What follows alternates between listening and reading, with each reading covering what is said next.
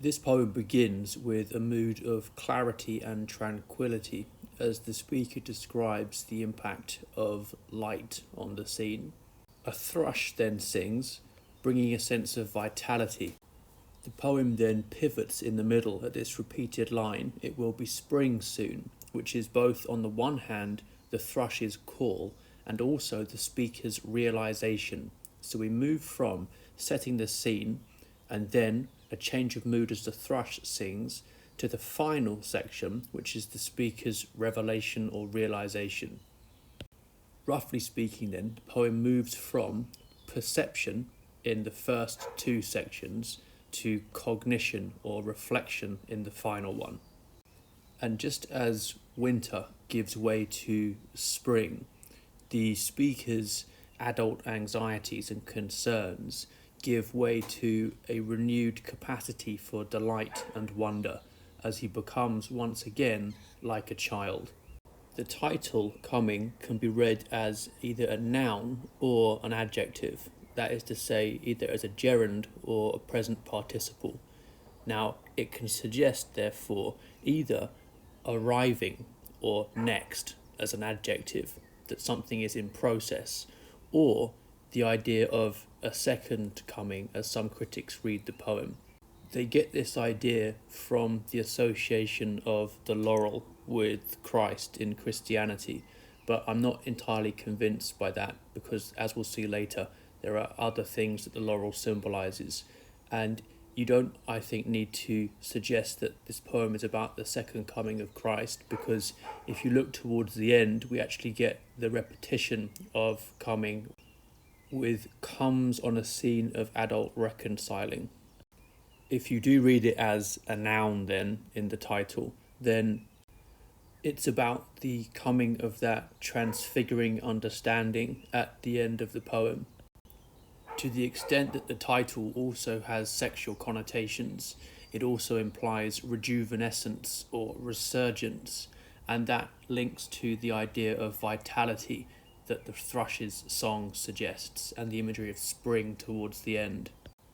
It's significant that the evenings in the first line are plural rather than singular. This idea of multiplication or regeneration is important in the light of the poem's larger idea of renewal and growth.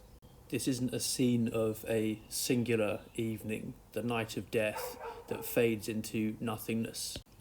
In fact, if anything is fading, it seems to be the evenings, which are now longer because the reach of light is lengthening throughout the day. And it's significant that light is the first subject grammatically in the poem. The verb bathes, meaning to immerse or suffuse, suggests that winter is now being washed clear by this spring light that's emerging, and with that, we also get a sense of the speaker's anxieties being surrendered, as if this is also a washing clear of a mindset. The speaker is, in a sense, left naked, stripped back, or vulnerable. We'll see later how this links to ideas about the voice of the thrush being fresh peeled, and also the state symbolized by becoming a child again at the end.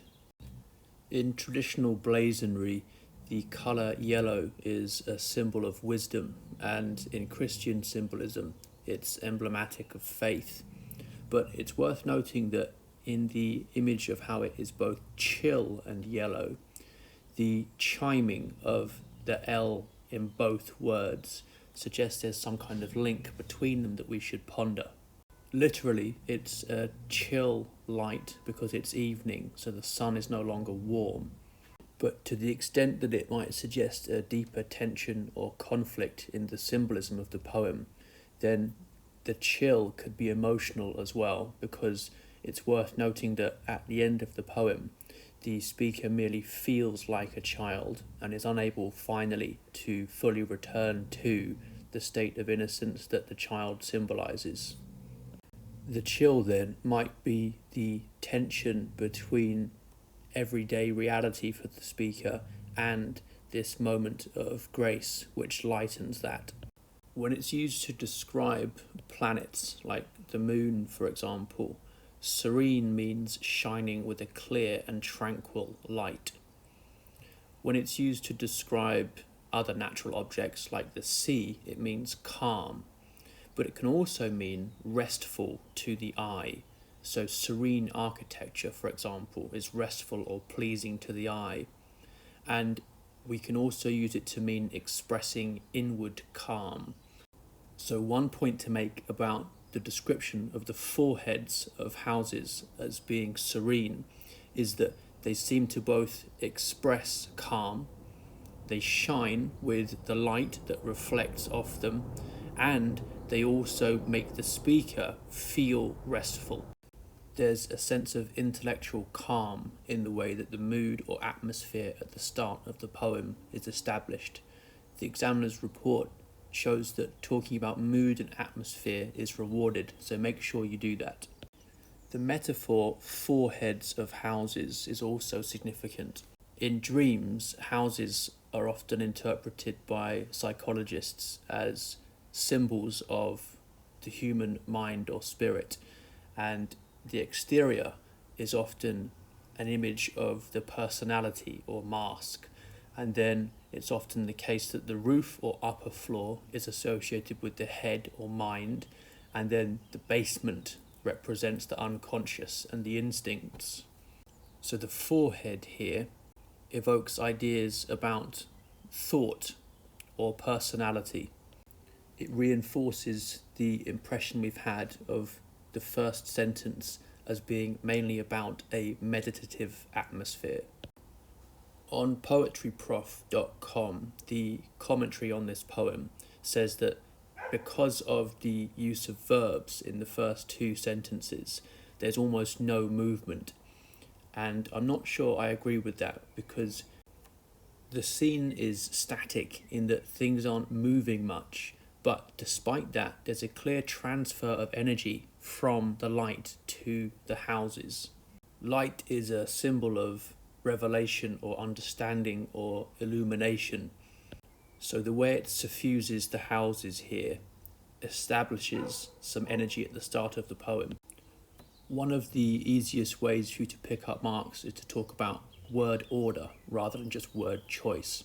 And you can see here in the example prose version of this poem that I've put, just to compare to the real thing, a more standard way of including the adjectives chill and yellow to describe light would be: chill and yellow light bathes the serene foreheads of houses on longer evenings.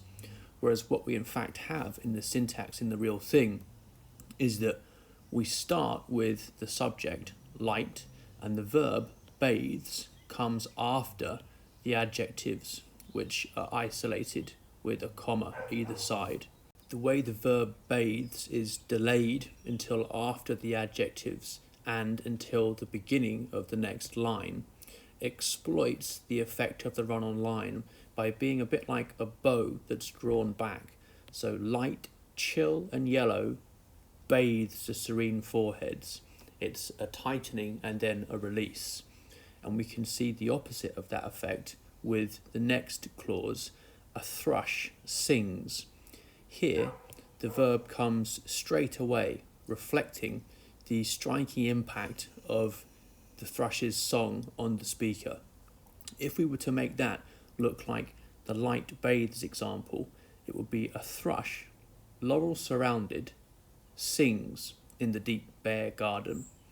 So you can look at the verb placement, thinking about the relative effects of delay here and immediacy here. Because it's a bird and can therefore fly, the thrush could be read as a symbol of freedom, and that could be linked to the idea of becoming childlike again and experiencing the onset of spring as a kind of freedom from the chilling effects of winter, both physically and emotionally, a winter of the spirit as well as of the seasons. But because birds can sing, they are also seen as symbols of artists, and the poet is a kind of singer as well. In a way, there are two songs going on here. that of the thrush, literally, and also that of the poem which the thrush inspires. The thrush sings "It will be spring soon," and then the speaker of the poem echoes that with the impact of that realization. It's worth noting here that the third section of the poem, the third sentence, is the longest, running all the way from "It will be spring soon" down to the end of the poem, reflecting the idea of the sweeping spontaneity of the welling up of emotion. But why is the thrush laurel surrounded in the deep, bare garden? Here some critics argue that because of the laurel imagery in the New Testament, it means that the poem is about the second coming of Christ.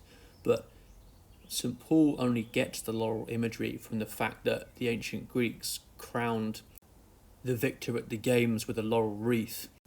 This is because the games were held in honour of Apollo, and the laurel was his symbol, and also the symbol of poetry, because he was the god of music and the arts. So just as the thrush is a kind of double of the poet, both singing, the laurel symbol, representing the idea of art or poetry itself, also connects them further.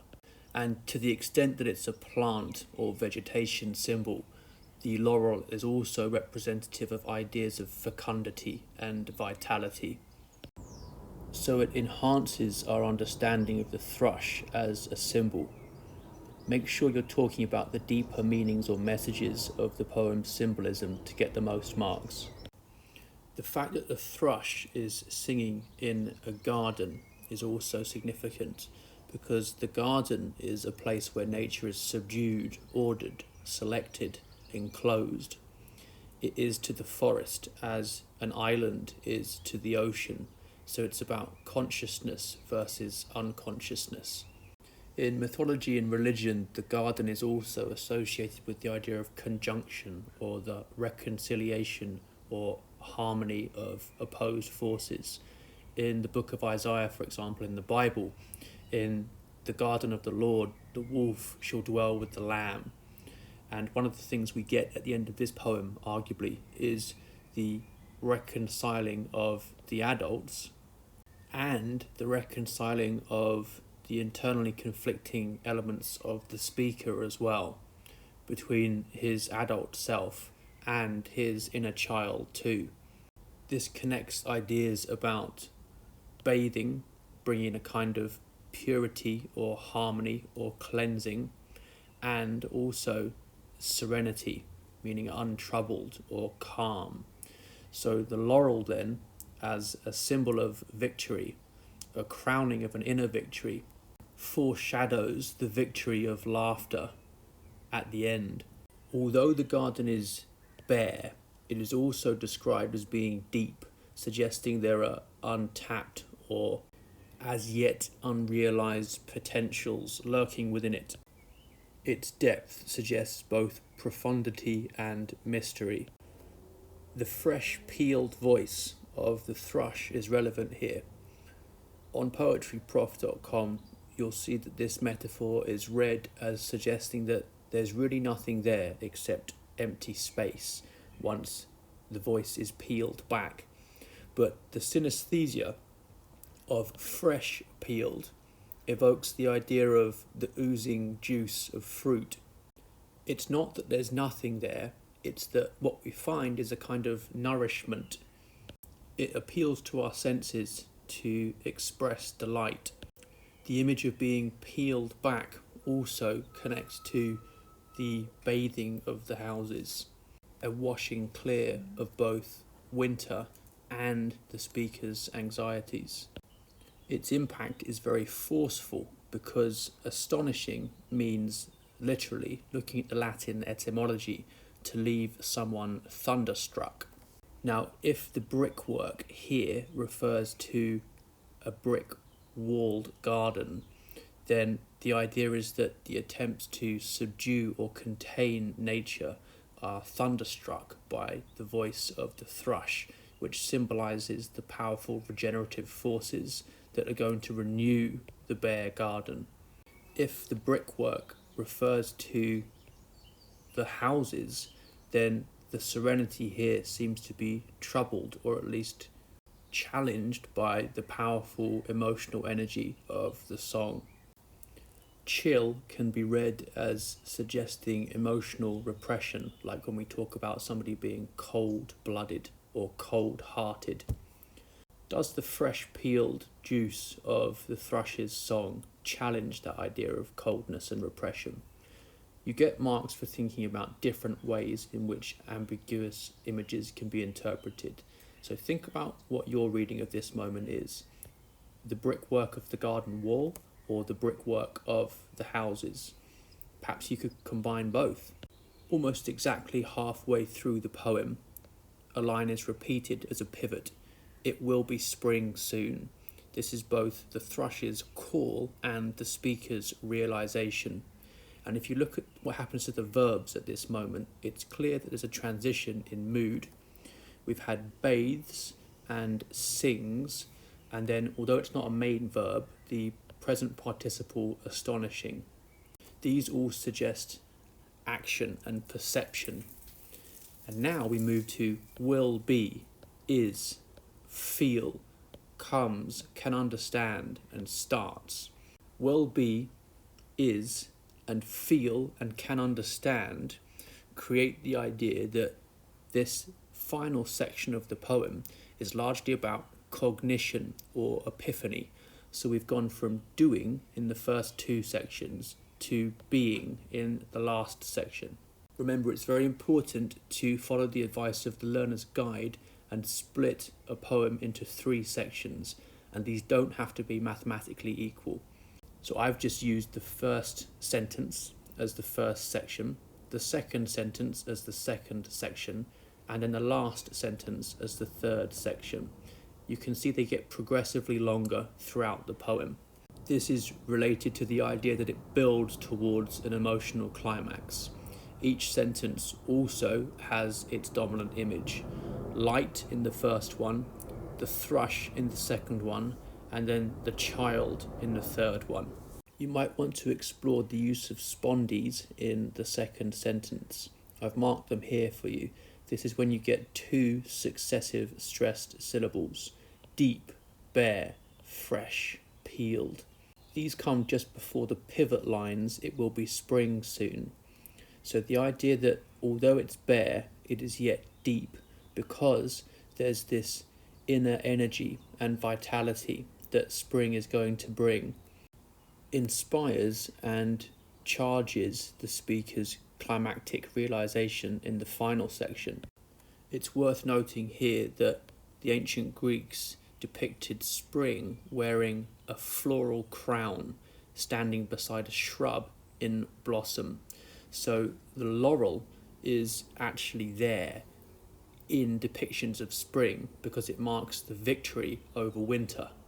In what sense does the adult speaker become like a child in the last section? Normally, a child symbolizes the future, whereas an old man is to do with the past.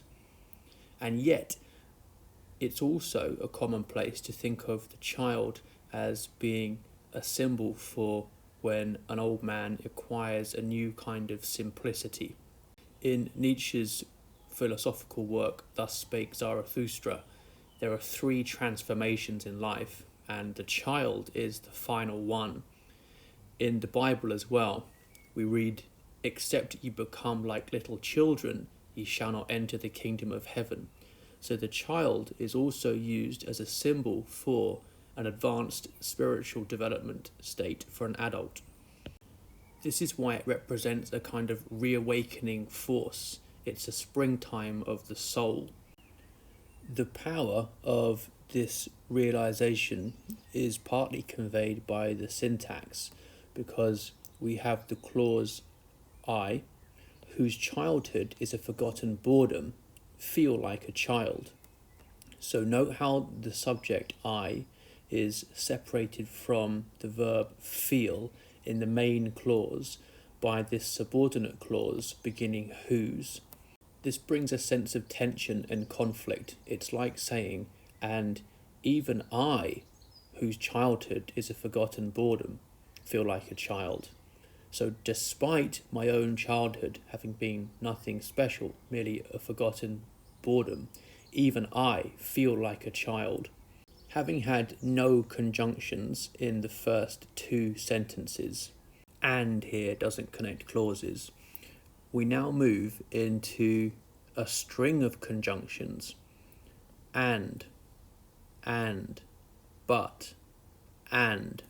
Children often talk in this way when excited, so this childish syntax reflects the speaker's spontaneous joy. Some critics argue, though, that there's a kind of hollowness to the end of the poem, which makes it ultimately depressing. Because the child can't understand the reason for the laughter at the scene of adult reconciling, they argue that it suggests our ignorance of the way things change in life, despite our awareness of their change. So we're aware, and yet we are ignorant. And this awareness without understanding, they argue, reduces the world to mere shadows of reality. And any rebirth in nature is merely an illusion, as they are linked inevitably to change and decay. But you could read it in another way, because there's a deep symbolism at work here. Spring is the end of winter, just as the adults are reconciling to end hostility. So the seasons and the emotions are intertwined. The child's joy is inexplicable, which means it's instinctive, and that makes it more profound. The child's happy reaction to the laughter of the reconciling adults also bestows blessedness on them, tightening their bond.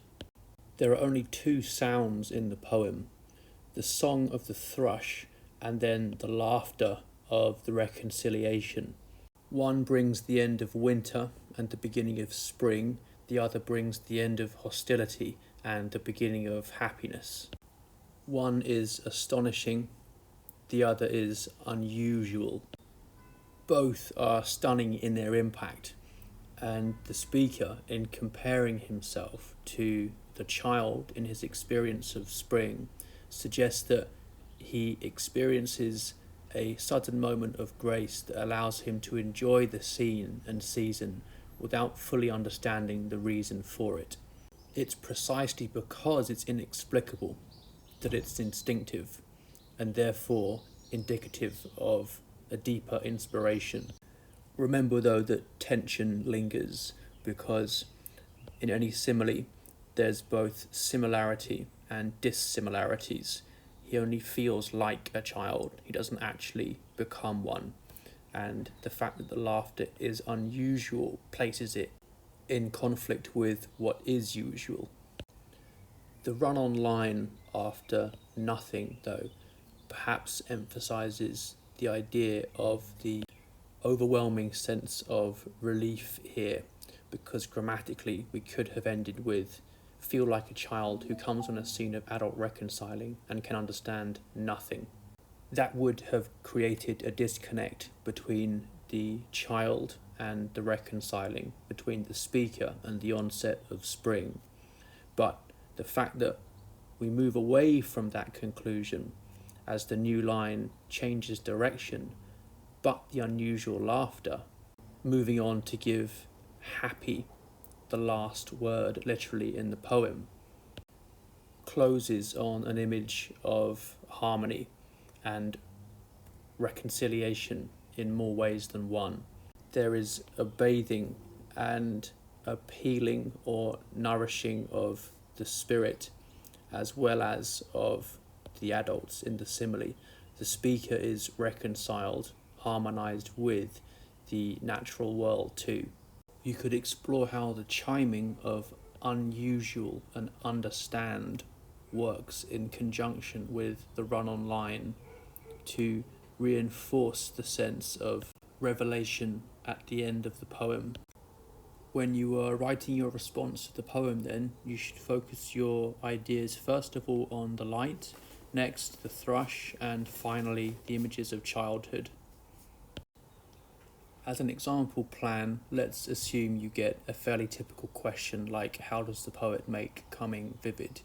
We begin by setting out the three main areas we're going to explore: beginning, middle, and end, and giving a personal response to the overall meaning of the poem. The poet makes coming vivid by first describing how the light creates a mood of clarity and tranquility. The thrush's song then stuns the scene, suggesting vitality. Finally, a childlike capacity for delight overwhelms the speaker. Overall, I think the final image of unusual laughter means the deeper meaning of the poem is a sudden experience of grace. Note how we have an initial point, a following point, then a final point. We also give the deeper meaning of the poem by thinking about what the final image suggests. The key word of the question, vivid, is going to be used once in every paragraph to show that we're constantly answering the question. We also, because we get more marks for talking about the deeper meaning or message, want to begin and end the essay by mentioning those explicitly. It's especially important to finish by offering a reflection on that. A conclusion shouldn't just repeat points you've already made. That is unlikely to get you more marks. Instead, you are better off thinking about how one detail in particular gives you an extra opportunity to advance your personal response to the poem. After you've split the poem into 3 sections, choose about 3 quotations for each section. This will force you to prioritize which details you think are most important. Talk about the basic meaning of each, then a deeper meaning, and then a contrast or comparison to other details within the poem. Try to get a mixture of imagery, but also layout points like syntax, and some sound effect points too, like rhyme or alliteration or meter. Keep your introduction and conclusion brief and relevant to the question, and make sure that each paragraph begins by stating its relevance to the question as well. Don't try to talk about each word as if all words are equally important. Instead, choose quotations carefully, focusing on figurative imagery, and develop your reasons for your quotation choices by using words like because, as, and since.